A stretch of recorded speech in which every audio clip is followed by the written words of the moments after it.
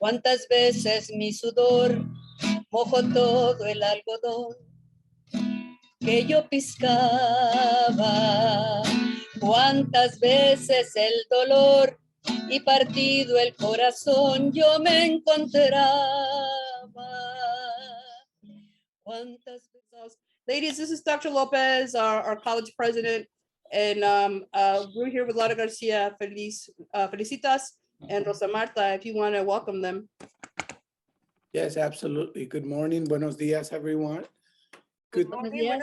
Good to see you here. I'm so glad that we are doing this event here at Herald. I want to thank, first of all, Professor Estrada for coordinating this and others. I think, Professor Estrada, I think there were other faculty who were working with you on this. No.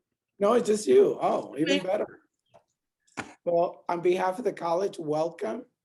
Too bad it's not in person, but we're really glad that you're participating in today's event. I'm looking forward to seeing the show today. I know it's called Teatro, so I'm curious to see how we're gonna do this via Zoom. So thank you for being here. Thank you for inviting me. And once again, welcome to Harold Washington College. So it's actually 2 books, and it's such an honor. I'm sorry, I'm not trying to be nerdy. I'm gonna spotlight myself so I can show you the books. And I was telling the authors of the second book that my son, did he take it? I think he took it, is studying the other book, but this is Teatro Chicana. And then the other book is our grandparents were abuelos and we too. He took it, but he's loving it. Because he wanted to learn about Bracero history. So it's really accessible, really beautiful pictures with it. And yeah, take it away. Okay, so we start with Felicitas. And you have to unmute, cariño. I will just give you a brief history of our ancient times. And back in 1968, we had the Vietnam War going, where a lot of our relatives were in the front lines. So the marches against the Vietnam War were very strong with everyone, all colors of people. We had the civil rights movement led by Martin Luther King and Rosa Parks, very influential people. We had the United Farm Workers with Cesar Chavez and Dolores Huerta. That was like one of our foundations that most of the women in the teatro latched on to because of the related background that we had to it. Then we had the women's movement, you know, which was like in our liberation as young women. We were so happy to get to be a part of to some extent because of what they were saying, that women should have equal pay for equal work and have equality as men, you know, with men, not above them, but with men. And then we had the Chicana movement, where a lot of us got our experience where we clashed with our peer brothers because of the machismo. And then from there, also we were introduced, very instrumental was the Teatro Campesino, which most of the roles for women in this teatro was either you were a nun, a prostitute, or a mother. So we broke off as Teatro Chicana because we thought women could be something else besides those 3 roles. So that was our background history. And now I'm going to turn it over to Laura Garcia to take over with her story. Thank you, Felicitas. The 1970s or late 60s, it seems such a long time ago, but it's 50 years. And it's good to look at what happened back then, especially with the social movements that were taking over the country, especially the university campuses. The 1970s, it was a time when my generation took to the streets to challenge the government institutions, the church, and even our family beliefs. And you could hear it in all the campuses. the shouts of Black power, brown power, yellow power, red power, and free love and peace. That's what qualified our generation. The Chicanas and Chicanos did not stand aside from that movement, but in fact also took on to the streets to challenge also the institutions that had oppressed us and discriminated against us.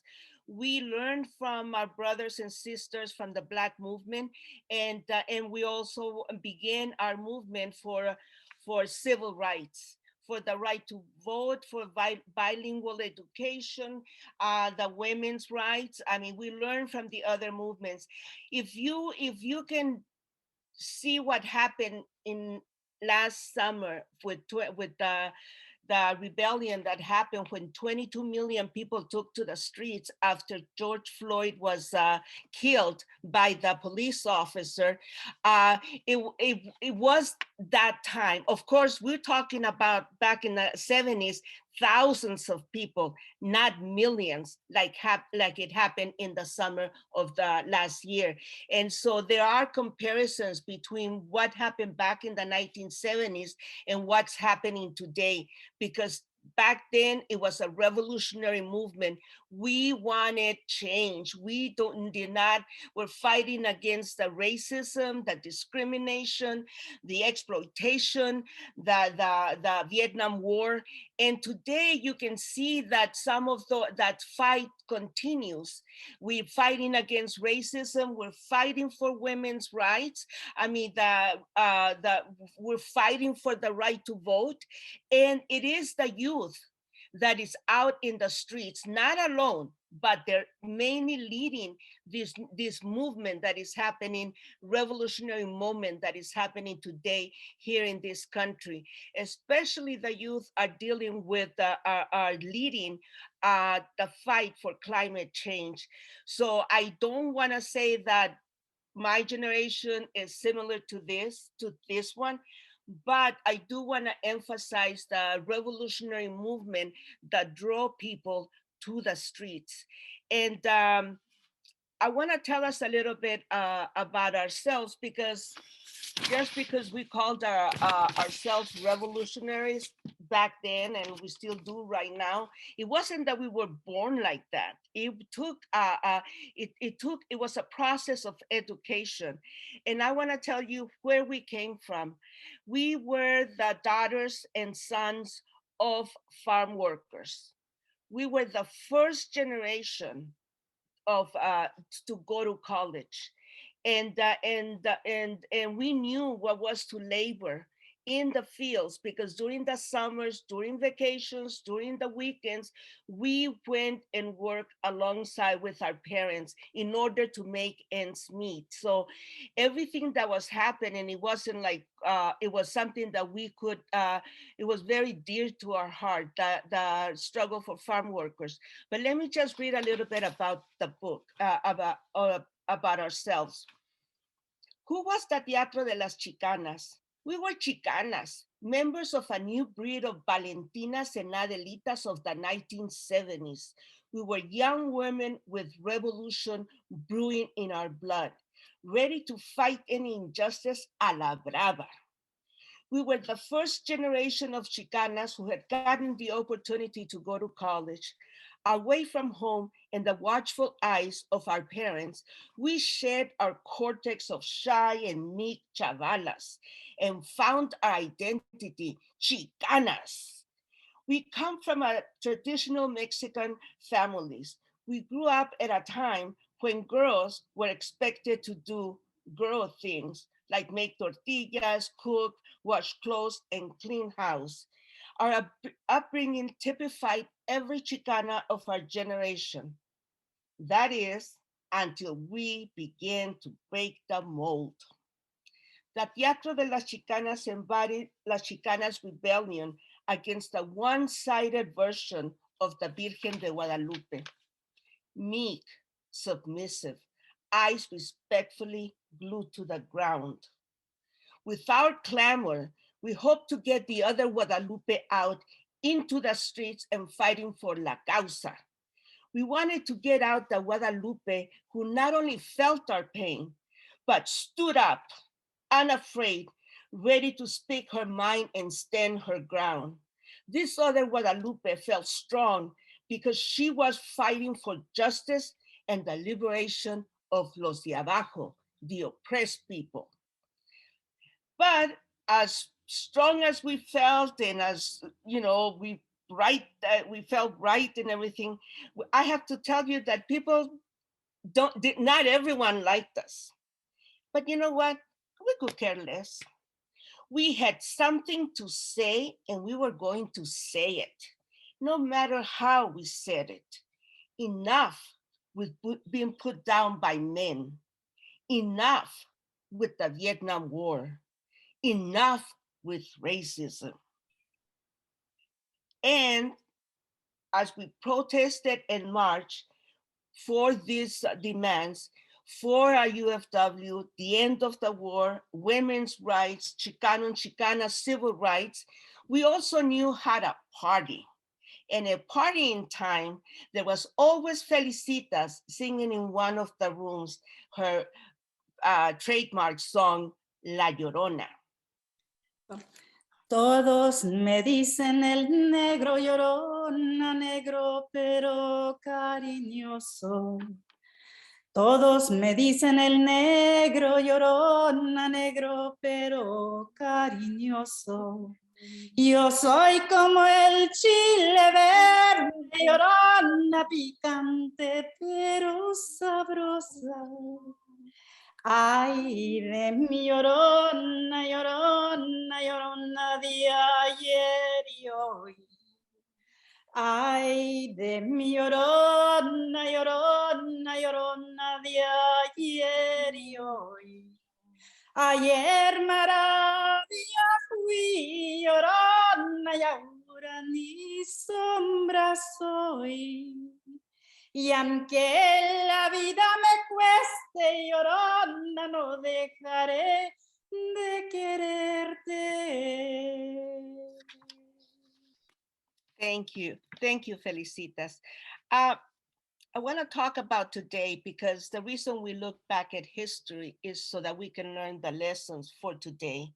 And I was saying that we live in revolutionary times.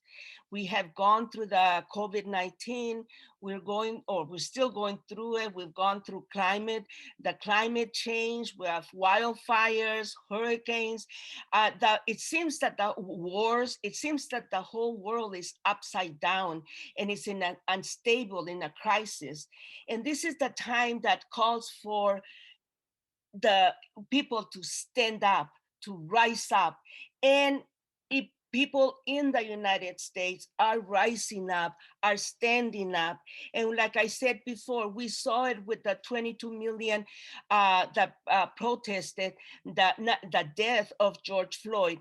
And it was Blacks, Latinos, and whites united against this racism that it has poisoned our country. That we also we also stood up against Trump and everything he represented, and we got him out and elected another president that we're going to have to keep fighting in order for him to undo everything that Trump has done, and it's wrong.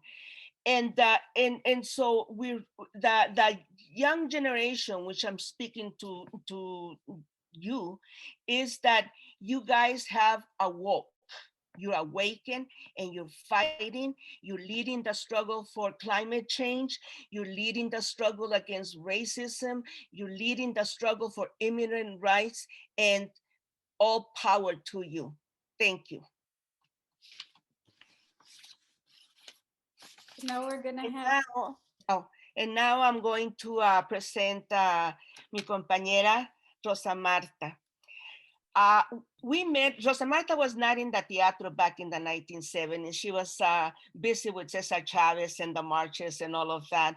But back in the, I believe around 2010, we met Rosa Marta, and Felicitas introduced her to our teatro.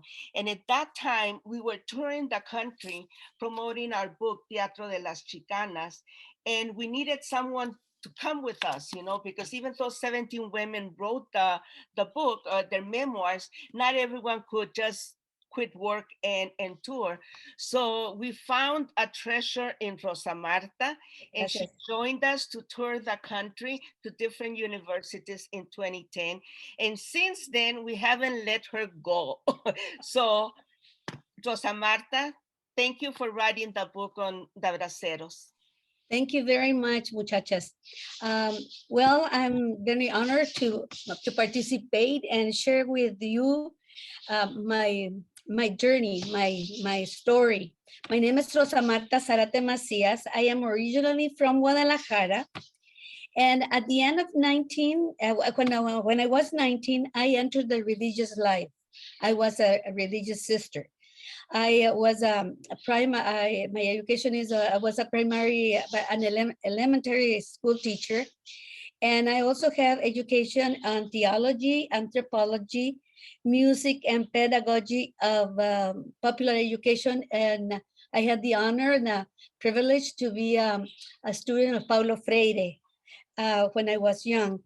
In 1996, the religious community transferred me to San Isidro, California to teach. That time, at that moment in 1966, the process of enculturation as an immigrant in this country began. It was and it has been a very painful process that has helped me to open my conscience to the historical, economic, social reality of my people on this side of the border. In 1976 and 1971, when I was in the convent in San Isidro, one day someone knocked at the door at the convent. I opened it and I had my guitar in my hand.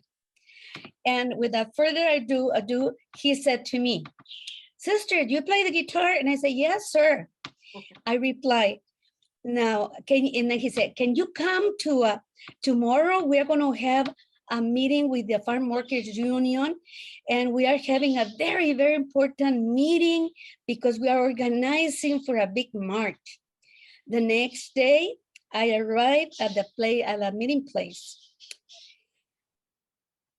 Right away, I learned that man was Cesar Chavez. I didn't know who he was, but they were calling Arriba Cesar, Viva Cesar, no?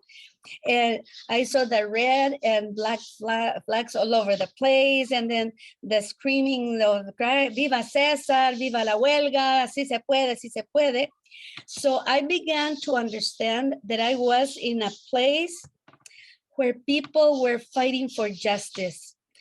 And then that day, when I sang, I heard someone call Cesar, "Que viva el indio, que viva el indio," because his nickname among the farm workers was Indio.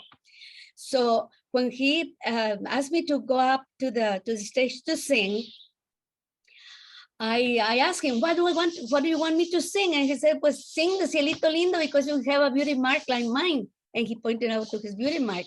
So I sang the Cielito Lindo, and the people were singing and singing.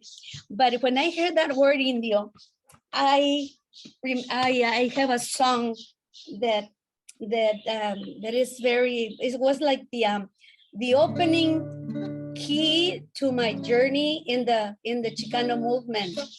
And then I shared this song called Indio. Indio, Indio, Indio, Indio, en tierra que no es tu tierra que ya es ajena. Indio, Indio, Indio, sin cementero, indio, indio, forastero en tu tierra. From that time on, that song was Cesar Chavez's song. Every time when I joined to, I went to a rally, a meeting, a march, he will ask me, don't forget to sing my song. So Indio was his song, and Indio was the song that opened the doors to my commitment to the Chicano movement. I didn't know anything about Chicano movement. I didn't know anything about Chicanas. I didn't know anything about it. At that meeting also, there were some Chicano priests and Chicano sisters, because within the movement, not only in the area of education or the labor, whatever, it was the priests and the sisters in the Catholic Church also demanding for their rights to speak our language, to celebrate our faith in our language, respect our culture, and name bishops and priests from our own community. So I was invited to join that march in 1973. Finally, we won we had a big victory. The Bishop of San Diego opened the first office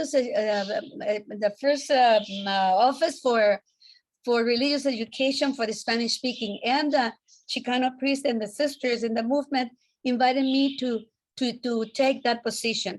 So I had to ask permission from my community for a leave of absence. And with the support of the Chicano movement and a lot of lay people, we had to ask permission to the Vatican in Rome, and they granted me to take that leave of absence from the congregation and take that ministry as a religious educator for the Spanish speaking. That experience of being part of the movement from the religious side gave me a great lesson, because I had never been in the desert with the farm workers. I had never been in the urban impoverished areas. So for me, the questioning of how we Catholics, Mexicans, and Chicanos at the time, we were used by the institutions in this country to be the slaves, to be the Braceros in their restaurants, in the fields, and whatever. As I said, I was very, very naive when I came to this country, very innocent, a nice little singing nun that never was exposed to encounter face by face the poverty, the misery, and the exploitation of our people. In 1985, I decided to leave the community and be one soldier, a woman soldier, a warrior in the organizing of the grassroots community. And in 1985, I co-founded a nonprofit organization in San Bernardino for the organizing of our communities and to develop community projects. And then from that time on, I was also working with the communities, the Spanish-speaking communities. And in at the early 2000s, this man comes to our organization. He was the founder of the Bracero movement. I didn't know anything about the Bracero movement. I used to work with the campesinos, but it was on the organizing the religious education programs in the parishes and all that. But when I was in San Bernardino, this man comes, invites us to help and support the the Bracero movement. So from the early 2000s up to now, I have been involved in the struggle of the Bracero for justice. I had the opportunity to be part of the binational coordinating team. So I had the opportunity to help with the organization from the border of the southern border with Guatemala and up to Washington State, organizing the groups. We were about 200,000 Braceros organized at that time. So I began to learn also the reality of my own country and how the Braceros were used as slaves in this country, mainly in the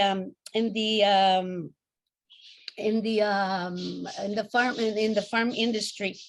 So the Bracero program resulted from a labor agreement between Mexico and the United States in 1942, a time of World War II, as a result of shortage of farm workers at the time of the World War II.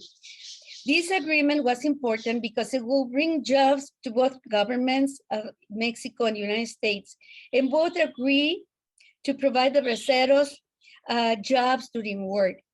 But this agreement, even though it was in writing and in the agreement and the contracts that were given to the Braceros, you know, they were going to be protected. They were going to be have transportation, and you know, the working hours, you know, the legal working hours, food and lodging and all that was there in the contract. But it was not honored. There were a lot of violations committed to the farm workers. So when I began to learn more about the Braceros and hear their stories, I was so angry and so upset, because I know that the temporary workers programs are used as a legal way to as a legal form to legalize slavery. And then for me, that reality and what it was, how the immigration became an industry, legalized industry to enslave people, mainly to go to the most impoverished communities in Mexico and now in other places, to bring braceros, to bring workers with no protection. No one supervises the whatever is happening to the workers. So from that time on, I began to see from 2000 to now, I began to see how the braceros were dying, and we needed the young people, to the grandchildren of these braceros, to be part of the movement, to support their grandfathers and their grandmothers, because many of them have already died, and the widows and some of the children were part of the movement. So eventually they were dying, and I began a process of organizing the Mi Abuelo Fue Bracero project. My grandfather was a Bracero project. And there are 3 regions where we have young people supporting the movement: in Chiapas, in Mexico City, Guadalajara, and here in California. So what we have done with these young people is to educate them in the story, bringing them to interview the braceros, so they can, through their own profession, can join the movement and do something, to support the braceros in their struggle. So Adela Astorga Morales and myself, Abel is part of the project, the Mi Abuelo Fue Bracero project. He's a historian. His father was a bracero. And when I saw that these braceros and widows of braceros were dying, I used to have 100, 200 braceros in an assembly to inform them to organize ourselves. Nowadays, if we have 20 in every group, we have a lot. So before they died, before they passed away, I proposed them to organize a cooperative to write this book. And whoever gave me in writing his brief, testimony as a bracero of what happened to them, I began to, we decided to write the book. And this book tells of the hardship, the human violations, how they were treated when they were in the contracting the places. Sometimes they were there from 3 weeks to 5 months, standing in line with nothing to eat. Many of them died of hunger, and they were buried in common graves and incinerated. Their families never knew what happened to them, how they were put to physical checks that they were denigrated, dishonoring. They were very, very bad ways to choose and pick the best men. And the ones who didn't have, the ones that have soft hands, they were sent back to Mexico. No, you didn't pass the test. If you have something in your ears or whatever, go back. But when after they gave them the physical test, they fumigated with DDT, the anus, their penis, their face. No, this was a horrible violation of human dignity and human life. Even though the contract said the contrary, they were going to be treated like human beings. No, so when I hear these stories, we wrote the book. What for? With 4 purposes or objectives. First, to support the braceros in their legal struggle. So these young people who wants to join and support the braceros, we want to support them for the legal case, because the government of the United States took 10% of their salary, and when they to create a saving fund, that money has not been paid to them up to now. So we want them to be paid. We have the legal defense. The other one is to maintain this history alive for future generations to be aware of the violations of our people. And the other one is to invite more young people to be part of the movement, because their grandfathers are dying, but the legacy they are handed on to the young people is a legacy of values that we have to take on to keep on the historical journey of our people to a place where we are respected with dignity and justice. So the Braceros are asking for your support to spread the word, to invite the families, the community to learn about this story, and also to join and help us. We ask also your support to buy the book. And if you need information on how to buy the book, we will provide you with the information. I thank Abel Astorga Morales and also Madeline Rios, who is the one who translated the book. And the 3 of us have donated the profits of the profits of the book to this cause, to the legal defense, and also to create a fund, an emergency fund for the Braceros who are still in the struggle. They are on the 80s, 90s, hundreds years old, most of them, because sometimes they get sick, and we want to have a fund to support their support them in emergency.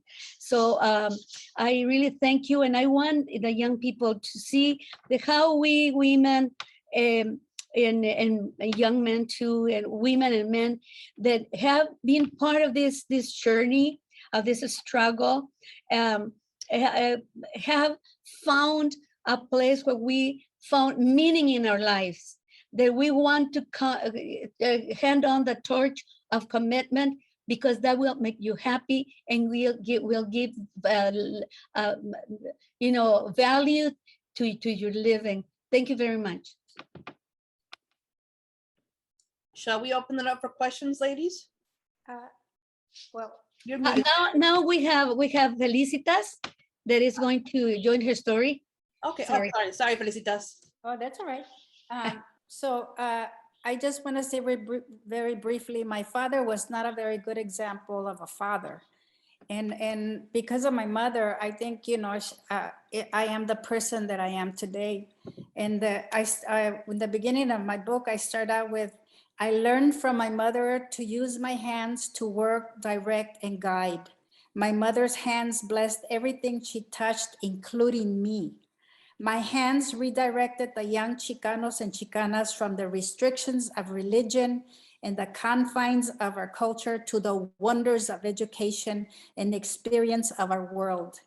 My hands carried the great boycott picket sign of the United Farm Workers.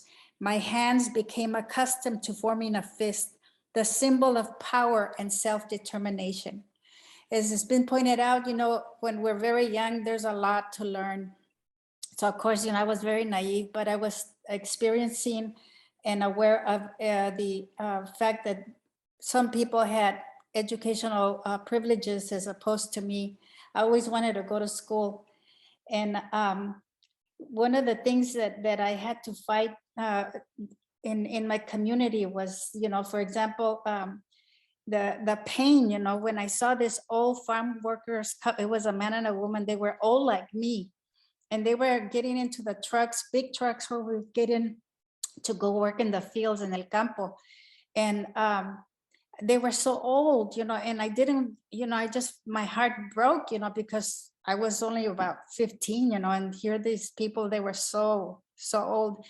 And I guess they noticed somewhere that I had noticed them. And so they were sharing a bottle, and they offered me the bottle, and I didn't want to make him feel bad. So I took a drink from the bottle, and it was cold coffee. They didn't even have a thermos. The other experience was when I was 14, I had a boyfriend, flirting stuff. And so he asked me, what do you want to do? I said, I want to go to college. He says, you're not going to go to college. You're going to get married to me and have my children. And, I was real quiet. And next day on the telephone, I broke up with him.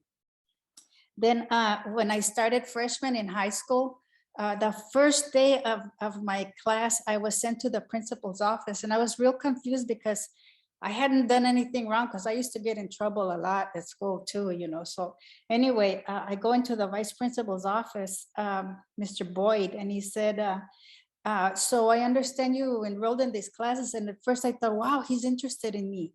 And no, he said, what makes you think you belong in these classes? You signed up for algebra, science, English literature. And I just, my heart broke, I felt so angry. I felt so hurt. I felt so ashamed. And I got to the point where I didn't tell my mother, because I was afraid that she would say, well, he's right. How can you go to college if we have no money? And really, you should get married like a decent woman. And I think the third factor was that she was going to see the pain in me, that it really hurt me, that this guy, Anglo, so anyway, I stuck in those classes, and I was like what they say, a fly in milk, because I didn't give up, and I stayed in those classes. And I did manage to get to college because of Johnson's War on Poverty. This is the best word I've ever heard of. War against poverty. And so I got into college. I got my bachelor's in Chicana studies. I got my license as a registered nurse. I worked in multiple places and kinds of nursing that they have, including working in the prisons for over 12 years, the men's prisons in the Department of Corrections.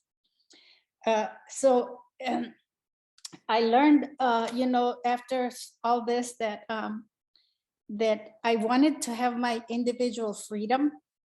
And I learned from history, growing up, coming of age, about the history of people that have sacrificed their lives and their labor and died so that I could go to school.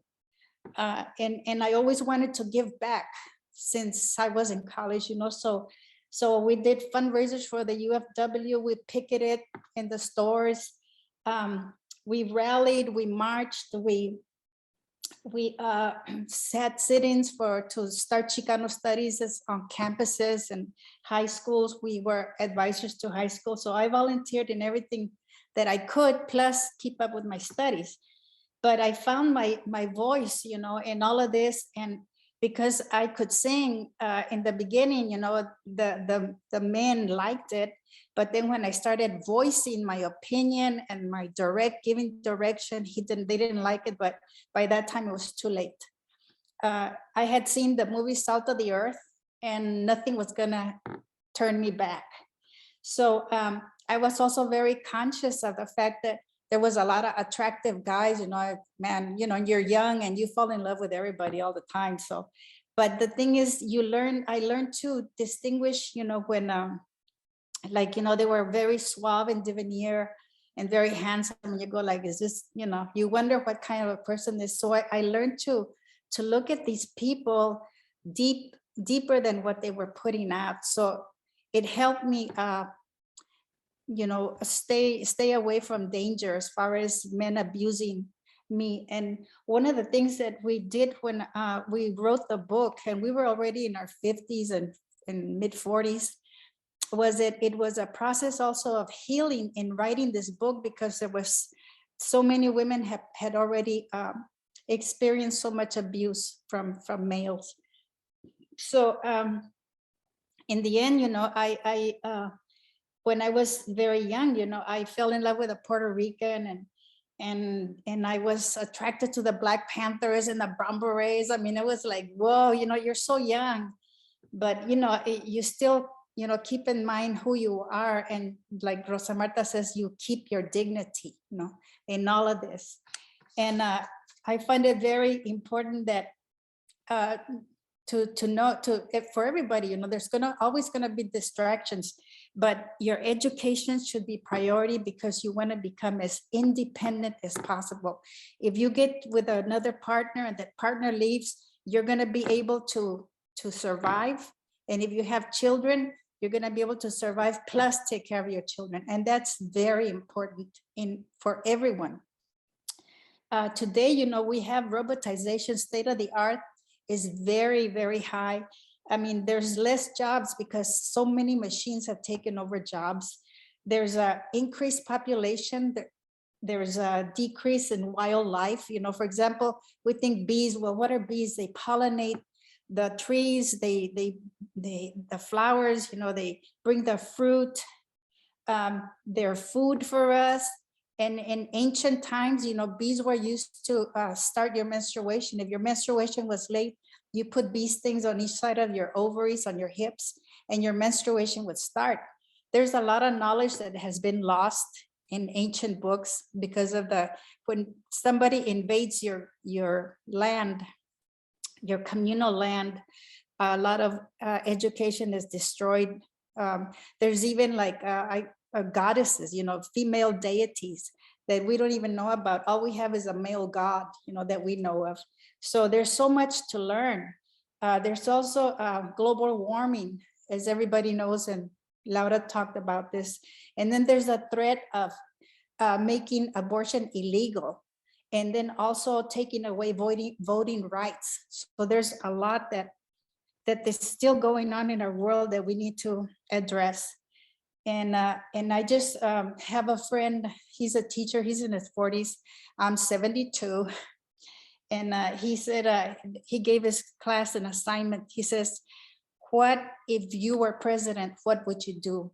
And so I'm asking you as young people, if you were president of this country, if you were a governor of the state, if you were a city council member, what would you do to improve your condition, your community, your love life, your family, and at the same time be able to enjoy life and leisure and learning? So I just want to ask everybody, think of yourselves in a position of official, not only as a parent, but that you are actually in an office or participating, like campaigning for somebody that you want to run for president. My husband left me after 40 years, and I kept on being active, and I found a very nice person that I partnered up with in campaigning for Bernie Sanders when he was running for president. So there's always a, hope, or, so you never know, life is an adventure. So enjoy it and work hard at your education. Always. I'll never stop learning. Thank you. Oh my gosh, Felicitas, that is such a beautiful story. Okay, so Laura, you're muted. I think if it's okay, sisters, can we open it up to the audience? Or do you have another part? Well, we do have Rosa Marta that has the song on the Braceros. Oh, please, So yes, another song would be brilliant. See, from that time when Cesar Chavez invited me to that first meeting, as I say, was the beginning of my journey as a cantora del pueblo y organizadora. And this is a song that I wrote about the braceros. Cuántas veces mi sudor mojó todo el algodón que yo piscaba. Cuántas veces el dolor y partido el corazón yo me encontraba. Cuántas veces yo lloré cada vez que recordé todo aquello que dejé. La ilusión me dio el valor de aguantar tanto dolor, hambre y discriminación. Fui bracero, sí señor, se los digo con honor. Hoy les muestro mi cartilla. Hoy anciano como estoy, vengo a darles mi canción, testimonio de valor.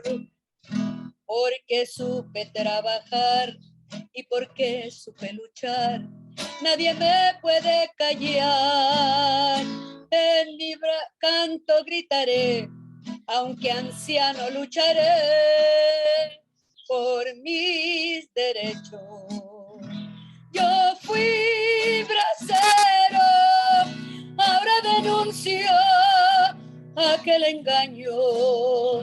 Las dos naciones se enriquecieron con mi trabajo. Mi silencio se acabó, la paciencia se agotó. Estoy dispuesto a luchar hasta el final de esta lucha desigual, defender nuestra heredad.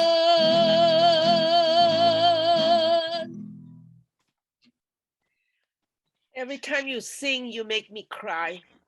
Well, it's the reality, is the story. And gracias. Yeah. I guess we're ready for questions. After I will not sing. Do not ask me to sing. I do not sing at all. Yeah, so if you want to ask a question, I can unmute you, or you can write it in the chat. Yeah. I was hoping you would do bronca, but does it take 3 people? No? Okay, never mind. You gotta buy the book and read it. It's a play on words. So bad. Students or guests, welcome Maria, welcome Dulce. We have some community activists also who have joined us. Oh, how can we purchase a book? You can get it from Amazon, but you know, they are not given and yes, very little money to the Braceros. But if you write to me, you can buy it from us and we'll get a little more profit from there. But you can get it from Amazon. I'm gonna write it here in the chat. That's good. Yeah. Yeah, that's been true of all the guests we've had. David Roberto also sells signed copies because they you know. You're welcome. So yeah, please Take drop like your emails. 90%, yeah. Yeah, if you buy it from us, I'll send you the information and we'll get a little more profit for the Bracero. Awesome. You know, I just while you guys get your questions together, I just wanted to say that the story of the Braceros is very dear to my generation, Mexico, you know, Chicanos and Chicanas, because that's the story of our grandfathers, our uncles, our brothers, and so forth. So to me, it's a very emotional story, but very inspiring too. I had the pleasure of meeting a number of braceros that came to Chicago. I can't remember the year that Rosa Marta brought a caravan of you know, and that they were on their way to Washington D.C. to put forth the demands that of what they wanted, what they were struggling for, and it wasn't a handout. It was something that was taken away from them. Right. From their paychecks, they were That's right. taken either 10 cents or 25 cents, that they were supposed to give that money back to them when the contract finished, and they never got the money. Never got the money. And they and in the two governments, the United States and the Mexican government, were complicit in that. Yep. And I think that's why the book is so important, because it is part of our history. It is and it's a continuation of the struggles that our people have waged and are still waging. And when I saw the braceros that were 90 years old, barely able to walk, but still fighting for what was their right, it was an inspiration to me to continue until I die, because they were a great example, are still a very great example of what it is to fight for what is yours. Yeah. I actually have a story to tell. My dad was a bracero and he's also in his 80s. And they took a quarter out of his dollar. For every dollar they took out a quarter. They made the same promise at the end they were going to give him that money back. They didn't give him jack. But here's a dad who criticizes me for being an activist. When Cesar Chavez tried to organize the citrus workers in Yuma, Arizona, he and other workers stood with guns around the fields. Okay, this is my dad. But he did try to organize to get the money back. I don't think it went anywhere, and I should have been more supportive. But they tried doing it in Yuma with other braceros, and they had a number of meetings, and they didn't get anywhere. I wish I had the foresight to support it more. You know what it was? He basically said the bank was gone. That was their answer. The bank was gone. They couldn't find the money anymore. But I call BS because it's probably become Chase Bank or JP Morgan or whatever. But one thing this is actually my question. What I thought was positive from this experience is that he learned how to unite with Black workers. And at the time, people were very racist against African Americans, but he defended his Black compatriots. That made me so damn proud of him. Did you find that there were other stories of unity like this, where braceros would stand up for African Americans or join with other racial groups, even though it's not in the history books? Did they talk about that at all? Rosa Marta? Yes. The braceros have, this is one of the weakness of the movement, because I was not a founder, I was supporting. They were just they've been fighting just on their own. The movement it's kind of isolated. That's why I decided to promote the organizations of the braceros living and residing in the United States. as Alianza de Braceros del Norte 1942-64, because here in this country, the people were not participating and supporting the struggle. So when we marched in was 2013, or something around there, or 15. It was a way to kind of begin to open this door to the community, so to know about the Braceros. And my struggle has been with the Braceros here is trying to press the government of Mexico to respect the constitutional Mexican rights of the ones who are living in this country, because most of the meetings and whatever the government is inviting us to, in the process of trying to resolve this problem, we have to go all the way to Mexico. And the consulates, they are discouraging the Braceros who go and ask for support and information. So my struggle is how I can get people that can join here in the United States to support our Braceros here. Because if we want something or we advance the movement, it will be for the benefit of all. And we have, when we march and we stop over Laura's at Laura's place in Chicago, we got to speak with some congressmen in Washington, and they wrote a letter in our behalf to the Department of Labor, and the response, in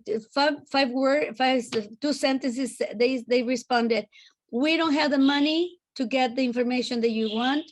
We don't have the funds. We don't have the money, and we don't have the staff to do the research for what you want." That was the response from the United States. So what we need right now. That's disgusting. So I don't doubt it's true, but that's BS.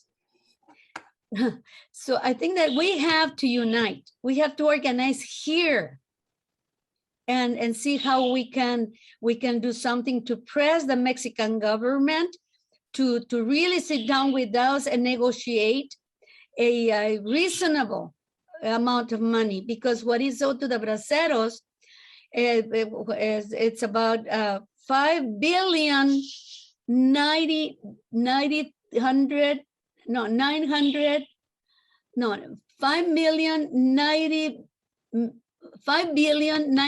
million pesos owed to the Braceros. Who can pay that money? But we can negotiate an amount that is reasonable and just. But we are in that stage right now, waiting for a meeting with the government of Mexico, probably in the few weeks from now. I think that's a really even something, because like I think about my dad, who never was in a union. He has no retirement except for Social Security, and those are peanuts, and so any little bit would help, right? Even 500, whatever, and it wouldn't break the bank. Whether it's 5 billion or 5 million, they can find the money for it. They found the money for CARES funding, even though it's just a little bit. They give so much money to the military industrial complex, and think about how these businesses have benefited, whether it's Dole, you name it, these farming companies that have money, right? So this is a thing that frustrates me today. Okay, somebody else have questions? Don't be shy, students. Remember, this is the best way you can honor our guests. Okay, I did want to add something that in the struggle of the United Farm Workers, it was the Filipino farm workers who were instrumental in making this union strong with the Mexicanos. Right. It's in the song, El día 8 de septiembre de los campos de Deleno salieron los filipinos y después de 2 semanas para unirse en la batalla salieron los mexicanos. So Cesar Chavez, they united with Cesar Chavez and they chose him. They allowed him to take the lead because the majority of the farm workers in this struggle for social rights and better working conditions, they were Mexicanos, and they gave the leadership to Cesar Chavez willingly. Also, in the struggle of the farm workers, you had all kinds of colors of people, different incomes, middle class, low class, black, white, green, orange, all kinds of people joined the struggle, and it was very strong. And then I think that's the only way we're gonna get anywhere is by uniting as one, regardless of who you are. That's right. Maria, did you want to ask a question? Yes, first of all, I want to thank you for all your stories. This is the first time I'm hearing about the issues about the Braceros. I grew up here in Chicago. My father came, oh my God, from Mexico. And basically when we were maybe 2 years old and brought all the family to Chicago. And so he didn't go through that experience. He was a farm worker at one time, but he didn't go through all the experience that you're talking about. So I'm learning a lot. I just want to also let you know that I was part of the Chicano movement here in Chicago. We also learned Teatro from Teatro Campesino. And so we started with the skits of Teatro Campesino, but again, we felt just like you, the roles of women were not there, at least progressive roles. And so we started our own theater called Compañía Trucha. The only difference between your teatro, I think, and ours is we were living in an urban environment. So a lot of our skits were based on the working class here in Chicago. And so our skits always supported the workers here, as well as the farm worker struggle. And immigration was a big issue here. And we did this starting in high school. And we're no longer together, but I'm glad you wrote your stories. I'm glad you shared all that with us. And I'd like to thank you for that. Oh, thank you, Maria. That's beautiful. Thank you. Excellent. Anybody else have a question?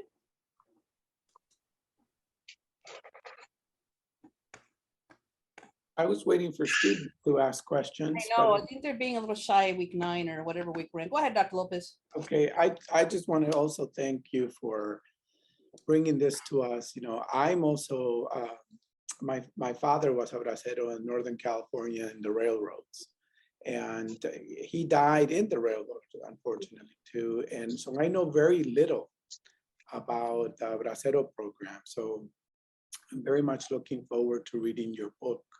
And so my question was, do you have several books on this topic, or is it just this one? Rosa Marta? No, well, there are several books. Well, Abel Astorga Morales is member of the movement, and he's a historian, and he has written about 2-3 books, you know, about the Braceros. And he laughs when he says that they call him the Bracerologo because he has a lot of information on his book. So in his book, but there's a lot of documentaries. The one that is, I think is more or less a good documentary is the one that's called The Harvest of Loneliness. But you know, most of those books don't really show the human suffering, the stories that, you know, they lived day after day when they were, you know, how they were exploited sexually, camps, you know, all who died and never returned home. They don't talk too much about the stories of the families, the mothers, the women in the movement, you know, families of the Braceros went through when they were left alone with the children, with no money, with not knowing where was the husband. So the Bracero that I interviewed that told me about the you know, the burning of the incineration of the bodies and all that stuff. He was el enterrador. They call him el enterrador. And he says he was burying from 1 to 10 braceros every day. Imagine. So, you know, it's really horrible. But they had good times once in a while. But I think that el corazón que sufrió en carne propia, the way that the braceros, when you really, you know, escarbas and no, but tell me about this, what you saw. It's really horrible. It's really bad. They call their experience el holocausto bracero. A Holocaust. The Yeah. Bracero The Bracero Holocaust. Yeah. Yeah. Mhm. Could you maybe speak to the recent proposals to have guest worker programs? Or I know, Lara, you're probably keeping up with that, or Felicitas. What do you think about that? Because they talked about having a renewed program. And I was like, no, this is a bad idea, you know? Go ahead, Laura. Yeah, no, I know that, you know, I'm the editor of the Tribuno del Pueblo, which is a bilingual publication that focuses on immigration issues and workers' rights issues. And I know that a lot that organizations that are working with farm workers do not support that bill. And a lot of it is based on the experience that Braceros had. You're not gonna have the right to organize. You know, they and we know that they violate living conditions, working conditions, and all of that. And they would be like, you know, they're kept in one place, and if they get out of line, then they'll just send them back to Mexico. They'll finish, or wherever they'll finish their contract. So I believe that bill is H2A that's in Congress right now, and I know that I know that UFW supports it. What? But yes, the UFW does support it, at least in California, Sí. but Okay. not not other farm workers organizations like from Washington State, where there's a lot of Zapoteca or Oaxacan workers, and they do not. Yeah, in fact, Washington State has some of the largest indigenous worker populations in the country. And organizations have a hard time organizing with them because they don't speak the native language. But Rosa, why is that? I don't know if you can speak to it. See, I was invited to Washington to present the book, and Rosalinda Guillen Right. is the leader of a union, a farm workers union, and they organization of different, well, ¿cómo se dice? Una coalition of organizations. They're fighting against that. There's called the Farm Workers Modernization Act. Right. And they are fighting against that. And then see, the Farm Worker Union, Dolores Huerta, and whatever are fighting they are in favor of that law. So they are really questioning their position on that. Have they said why they're in favor of it? Look, I can tell you, oh my gosh, I don't want to talk crap about unions, but I have been so disappointed at how they've handled the fight against, except for my union. My union's been pretty good, and UTLA. But there seems to be something about labor unions that are just buckling to corporate demands. You don't have to speak to that, but it's disgusting. Okay, Ashley has a question. How was your experience with Cesar Chavez, and how was knowing him on a personal level? I guess it's for you, Rosa Marta. Pues, you know, he was it was a humble person. He was very kind, but I think that he was very, ¿cómo se dice? He used to reach out for help to everyone, the different religious organizations. I think that he was very smart in inviting as many people to join the struggle.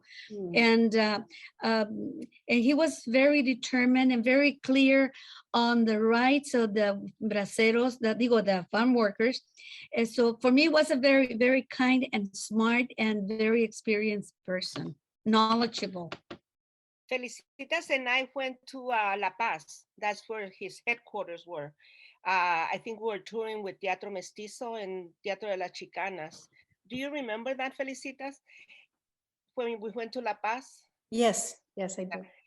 And he, which, you know, this is something about a movement. You don't need to be in an organization, but if you are in an organization, it's good. I'm not putting down organization, but different people come together, and it's a networking of different people. Cesar Chavez realized how important the students were to his struggle, Mhm. and because we work our butts off for the union in raising money in the teatro. The teatros were always putting forth their struggle and supporting their struggle. So we went to La Paz and we stayed there one night. We were on our way to the Bay Area, and he came over to speak to us. So I thought that was really good. I mean, positive, because to us, he was this personality, and for him to take the time to come and speak to us. But I think it was also very strategic, because, like I said, we did a lot for him. I mean, not for him, for the UFW, and we didn't do it for the UFW. We did it for our parents. They deserved the union. They were still working in the fields. And I remember getting up at 6 o'clock in the morning, crossing the border to get the pan dulce, the sweet bread that we could buy there for maybe 5 cents, and then come back and be back at 7.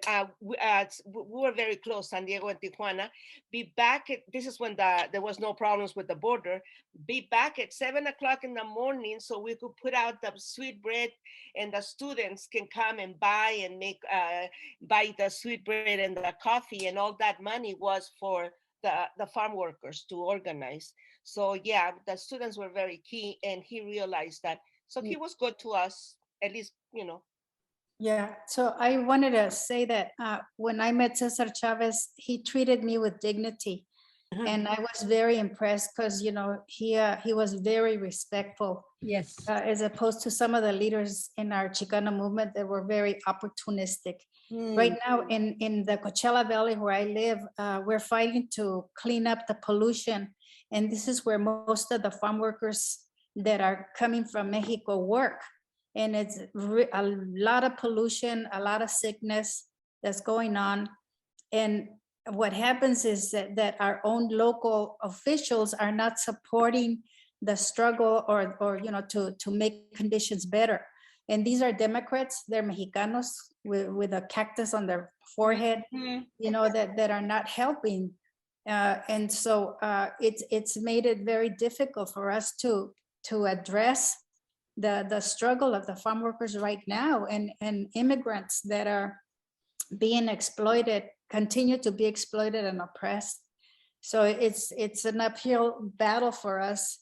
I'm in the Southern Sea Coalition, and this is, like I said, where a lot of the concentration of the less affluent people live in. And there's a geographical discrimination that, like Laura says, we have to keep on